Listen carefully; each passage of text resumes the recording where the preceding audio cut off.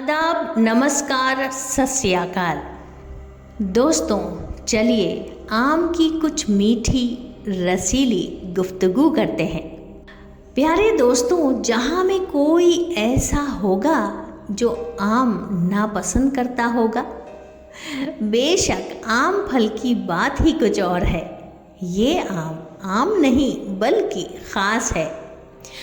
सदियों से आम से मोहब्बत इस जदीद दौर में भी कम नहीं हुई है। दोस्तों, अगर अभी तक मेरे चैनल को सब्सक्राइब नहीं किया है तो कर लीजिए, इस तरह की इंटरेस्टिंग, मज़ेदार, बेनज़ीर टॉक्स में शामिल होने के लिए।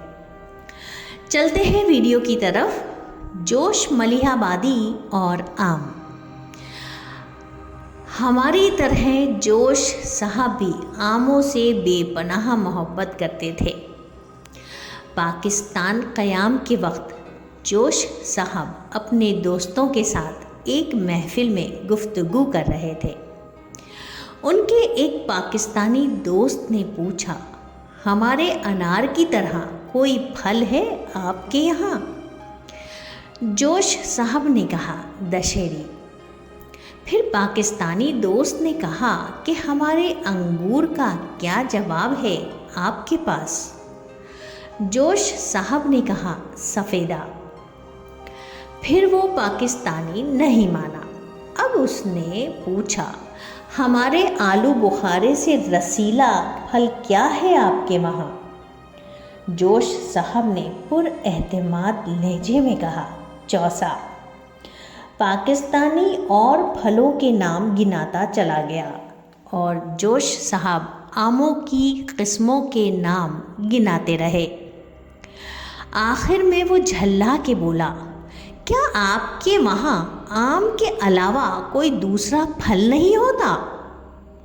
जोश साहब ने मुस्कुरा के कहा कि सब्र कीजिए, पहले आमों की किस्में तो पूरी हो जाने दीजिए, फिर दूसरे फलों के नाम भी गिनवा दूंगा।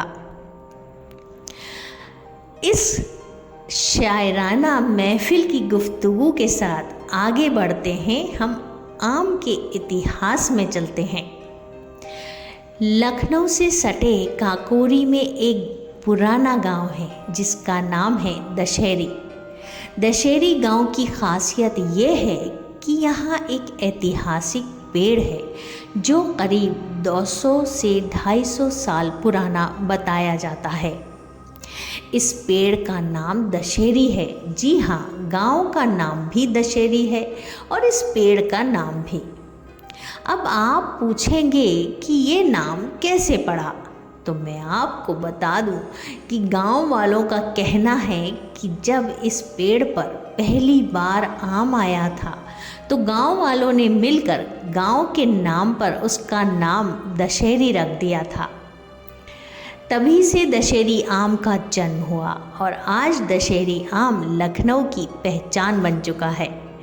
दशहरी आम का स्वाद और मज़ा दूसरे आमों से बेहद अलग है, तभी इसकी मांग सबसे ज़्यादा होती है। उस वक्त की सरकार ने सोचा, अगर इस पेड़ पर और इस गांव पर ध्यान दिया जाए तो ये एक बड़ा पर्यटन स्थल बन सकता है। इससे सरकार को भी लाभ होगा और गांव का विकास भी होगा। इसी गांव के निवासी रामचंद्र कहते हैं कि किसी को भी नहीं पता कि ये पेड़ कितने साल पुराना है, लेकिन इस पेड़ के आम को बेचा नहीं जाता। लोग पेड़ को चमत्कारी पेड़ भी मानते हैं। निवासी जाहिद अली कहते हैं कि पेड़ सालों साल पुराना है, बचपन से लेकर आज तक एक ही तरह का है, इस पे कोई बदलाव नहीं हुआ।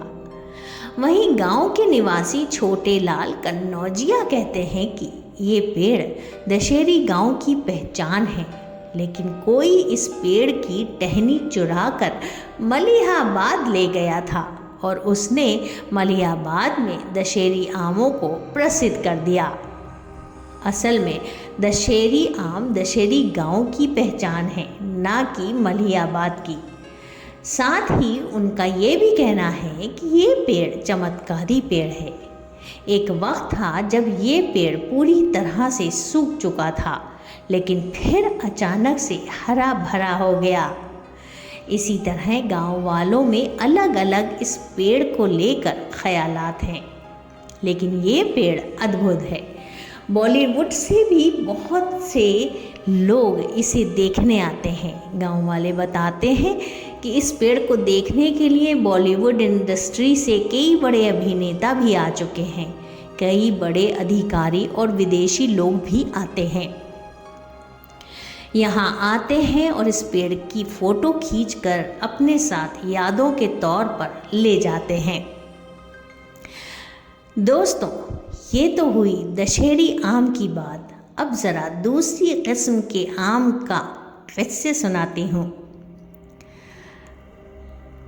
साल 1539 में मुग़ल बादशाह हुमायूं को परास्त करने के बाद शेरशाह सूरी ने अपने प्रिय आम को इस जगह का नाम दिया जहां उसे विजय हासिल हुई थी। इस तरह चौसा को अपना नाम मिला। भारतीय उपमहाद्वीप के चप्पे चप्पे में जनसाधारण से लेकर बादशाहों तक के भीतर आम को लेकर जिस तरह का ऑब्सेशन पाया जाता है, उसके मद्देनज़र इस तथ्य से ज़रा भी हैरानी नहीं होती कि हर इलाके के अपने आम हैं और उनसे जुड़ी कहानियाँ हैं। साल 1498 में कलकत्ते में उत्तरी पुर्तगाली नाविकों ने जब पहली दफ़ा आम को चखा तो उसके स्वाद जायके का उन पर ऐसा जादू चला कि उन्होंने इस अद्वितीय फल को दुनिया भर में ले जाने का फैसला किया।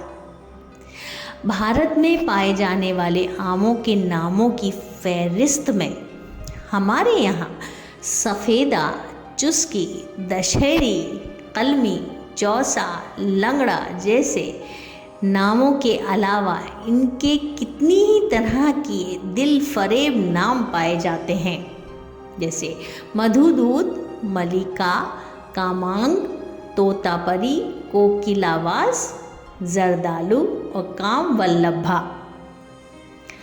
भारत में आम की 1500 से ज़्यादा किस्में पाई जाती हैं। दोस्तों, आम से असल में मोहब्बत आधुनिक उर्दू शायरों ने की। मिर्ज़ा गालिब का आम से इश्क था और आम न खाने वालों की गधे से बराबरी करने वाला ये किस्सा आप सब ने ज़रूर सुना होगा। यही अकबर अपने एक दोस्त से किस बेशर्मी से आम मंगा भी लेते थे। नामा न कोई यार का पैगाम भेजिए, इस फसल में जो भेजिए बस आम भेजिए। ऐसा ज़रूर हो कि उन्हें रख के खा सकूं, पुख्ता गरचे 20 तो 10 खाम भेजिए। मालूम ही है आपको बंदे का एड्रेस, सीधे इलाहाबाद मेरे नाम भेजिए। तो दोस्तों, ये थी कुछ मज़ेदार, कुछ रसीली, कुछ मीठी मीठी आम की गुफ्तगू। तो इसी के साथ अपनी दोस्त बेनज़ीर को इजाज़त दीजिए। अल्लाह हाफ़िज़।